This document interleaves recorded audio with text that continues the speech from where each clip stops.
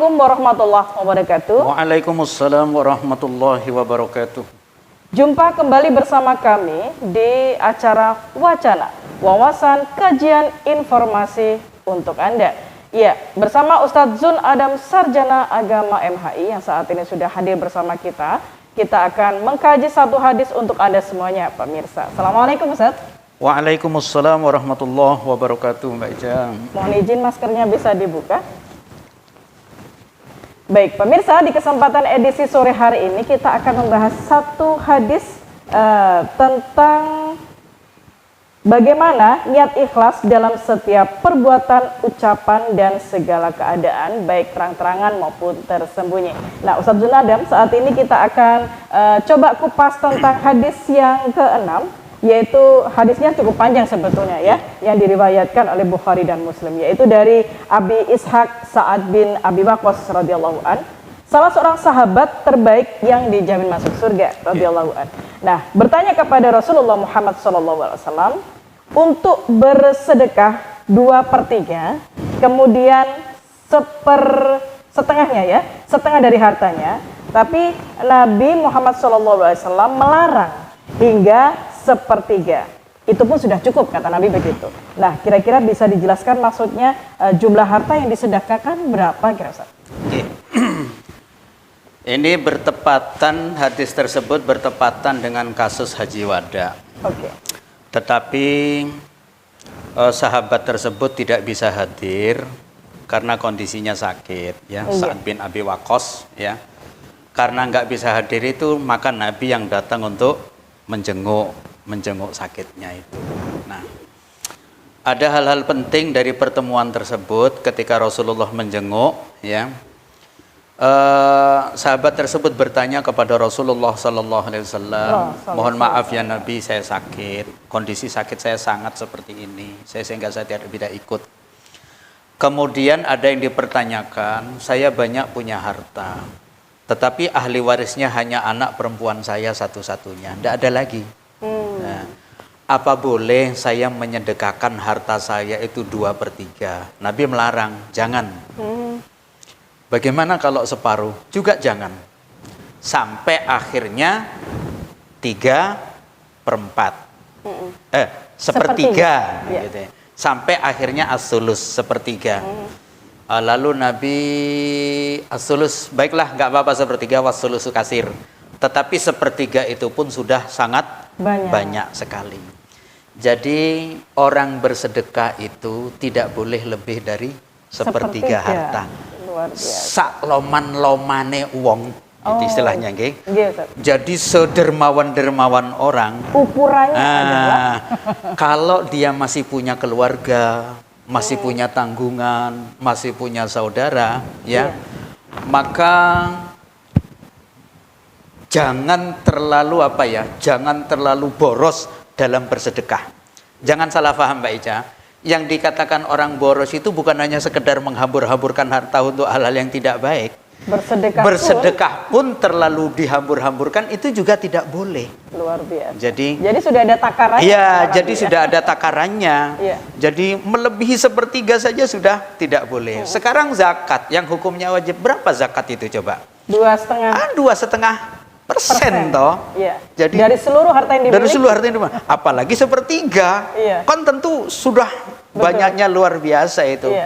Kalau kita bersedekah kelewat batas atau sangat berlebih-lebihan itu juga tidak boleh.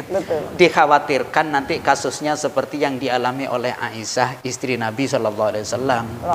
Jadi ketika Rasulullah titip kepada Aisyah, kalau ada orang minta berikan, ternyata diberikan semua oleh Aisyah. Ketika orang lain datang meminta, sudah tidak ada. Karena tidak ada persediaan lain. Padahal yang butuh bukan hanya satu orang, yang lain banyak yang butuh. Inilah yang oleh Al-Quran dilarang seperti itu sama saja dengan perbuatan tercela. Gitu ya. Terlalu berlebihan. Jadi wala tabsutha kullal basti, kan gitu toh. Jadi jangan terlalu bakhil, jangan seperti orang menyengkik leher, tapi juga jangan terlalu longgar. Oh, terlalu longgar. Itu nanti kalau bahasa kita losdol, Ustaz. Iya, gitu ya. Iya, betul. Jadi sebetulnya Islam sudah secara matematis mengukur begitu ya. Baik dari Al-Qur'an maupun Rasulullah sendiri. Jadi ayatnya sendiri menyebut walladzina idza anfaqu, kalau mereka berinfak lam yakturu, kan begitu toh? Betul. Mereka tidak terlalu bakhil dan juga tidak terlalu la yusrifun, tidak terlalu berlebih-lebihan. Nah, betul, betul. Baik, kemudian pertanyaan yang kedua, Ustaz, bolehkah kita menyedekahkan semua harta sekaligus hingga habis?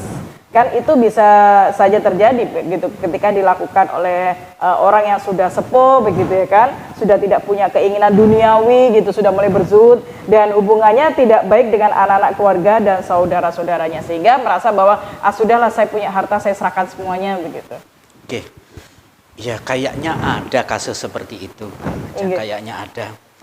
Jadi dia sudah sepakat bahwa hartanya ini kelak akan disumbangkan untuk baitul mal, untuk anak yatim dan lain sebagainya, akan diberikan semuanya lah, tanpa peduli. Nah, kalau memang sudah tidak ada sanak saudara dan yang lain-lain, maka tidak apa-apa untuk diserahkan kepada baitul mal, atau diserahkan kepada anak yatim atau yang lain-lain, begitu.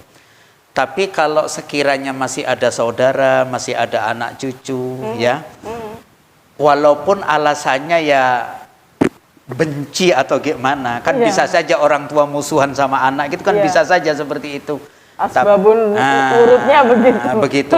Enggak, saya benci kepada anak saya, biar saja, saya sudah enggak ngurusi dia. Jadi lebih baik saya ngasih orang lain daripada ngasih anak saya sendiri. Itu sebenarnya enggak boleh orang tua punya perasaan seperti itu. Karena di Al-Quran surat At-Taghabun ayat 14 sudah mengatakan, inna min azwajikum wa auladikum aduwwul lakum. Bisa saja istri, suami, anak-anakmu jadi musuh bagi kamu. Tetapi ayatnya mengatakan wa in ta'fu, kalau kamu memaafkan, wa tasfahu, kalau kamu mau berdamai, wa takfiru, dan kamu menyadari kesalahannya, saling memaafkan satu yang lain, fa innallaha ghafurur rahim, sesungguhnya Allah itu Maha Pengampun lagi Maha Penyayang. Allah saja Maha Pengampun terhadap hambanya. Apalagi manusia terhadap sesama manusia, apalagi terhadap anaknya. Ini yang darah daging, yang darah dagingnya seperti itu. Mbok ya jangan begitulah. Mbok ya jangan begitu. Bagaimanapun juga kalau diberikan kepada anak, ya mudah-mudahan akan membawa hikmah, akan membawa berkah dan amarahnya kebaikan. Diredam. Amarahnya diredam, betul. Karena sedekah itu antara lain meredam amarah, meredam kesombongan dan keangkuhan. Baik. Kemudian Ustaz, dalam hadis tersebut dikatakan bahwa meninggalkan anak dalam keadaan kecukupan itu lebih baik daripada meninggalkan anak dalam kekurangan. Nah, bisa dijelaskan Ustaz seperti apa? Itu sebenarnya kaitannya. Kan pesan Nabi kepada sahabat Abi Waqqas tadi kan menyebut lebih baik engkau meninggalkan anak dalam keadaan cukup daripada engkau meninggalkan anak dalam keadaan kekurangan. Berarti ketika itu ya jangan marah dan jangan tidak bersedekah. Betul. Jangan sampai ya naudzubillah ya, ketika orang tuanya meninggal sampai anak yang jaluk-jaluk nang wong liya. Subhanallah. Piye perasaannya sih meninggal terus bagaimana itu? Ini yang dimaksud oleh Nabi. Jadi harus mempersiapkan. Harus mempersiapkan. Kan ayatnya sendiri mengatakan surat An-Nisa ayat 9 kan ya. Wal yahsal ladzina law taraku min khalfihim dzurriyyatan dhi'afan khafu 'alaihim. Hendaklah prihatin para orang tua, jangan sampai kelak meninggalkan generasi yang lemah. Hendaklah prihatin terhadap kesejahteraan masa depan mereka. Seperti itu kan.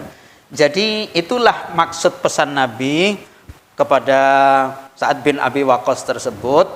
Jadi jangan terlalu banyak kau menyedekahkan harta di Baitul Mal, kan begitu toh. Tapi perhatikan juga keperluan ahli warismu. Jangan sampai kelak ketika kamu tinggalkan anakmu dalam keadaan kekurangan seperti itu. Nah, terkadang Ustadz, ini ada ayah dan anak yang tidak bisa saling mewarisi satu sama lain karena beda agama. Nah, ini pripun penjelasannya? Ya begini, la yarisul kafirul muslima walal muslimul kafiro. Jadi tidak bisa saling mewarisi antara muslim dengan kafir atau non muslim gitu. Tetapi antara orang tua dengan anak masih ada ikatan kasih sayang, kan bisa saja toh.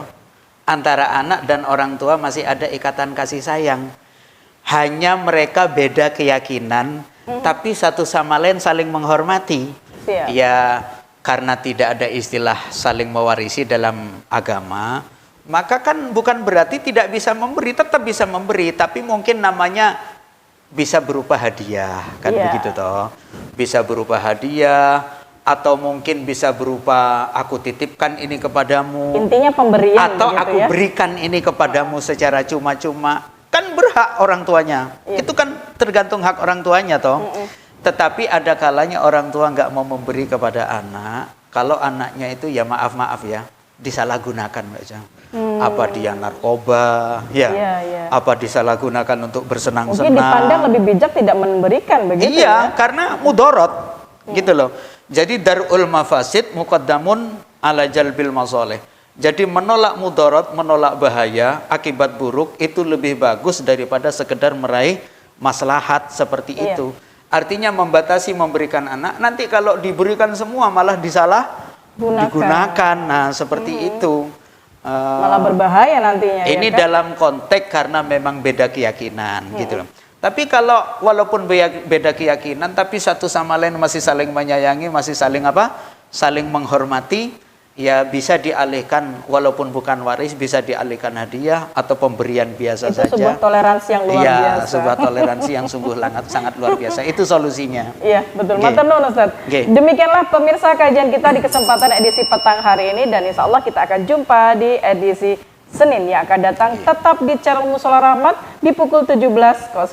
Terima kasih. Assalamualaikum warahmatullahi wabarakatuh. Waalaikumsalam warahmatullahi wabarakatuh.